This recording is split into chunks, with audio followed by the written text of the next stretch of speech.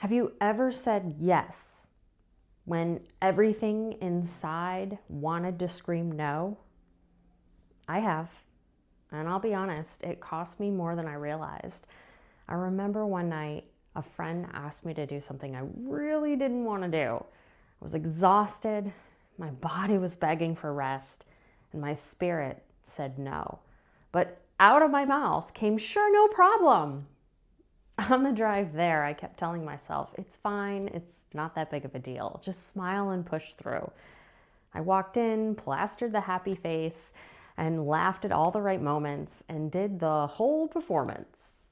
But underneath, I felt disconnected, almost invisible, almost like I'd been betraying myself just by being there. Later that night, I sat in my car in silence with this pit in my stomach, angry, not at her, but at me, because I had abandoned myself again. Maybe you know that feeling too.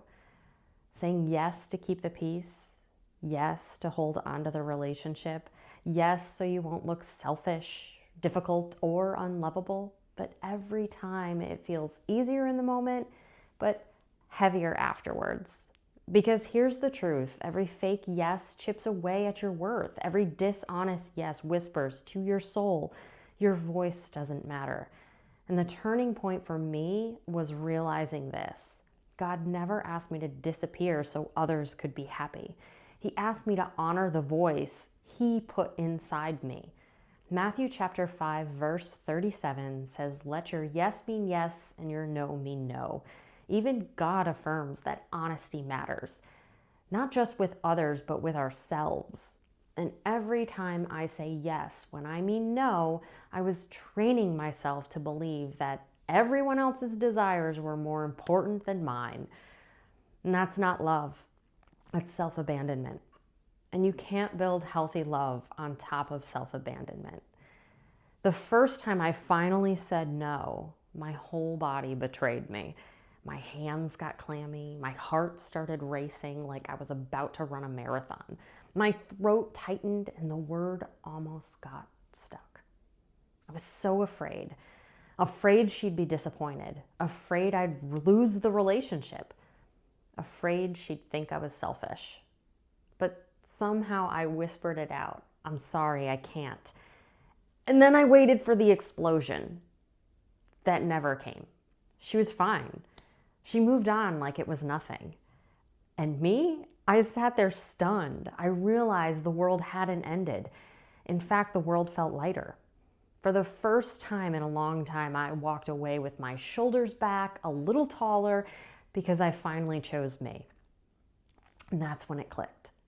My self-respect was more important than my fear of disappointing someone else. Because every time you choose yourself, you're practicing the kind of love that God always intended for you. So here's your practice this week. The next time you feel a dishonest yes rising in your throat, pause, take a breath, and ask yourself, is this true for me? If the answer is no, let your no be no. Even if it feels scary, even if your voice shakes, every honest no is a step back into alignment with who God created you to be.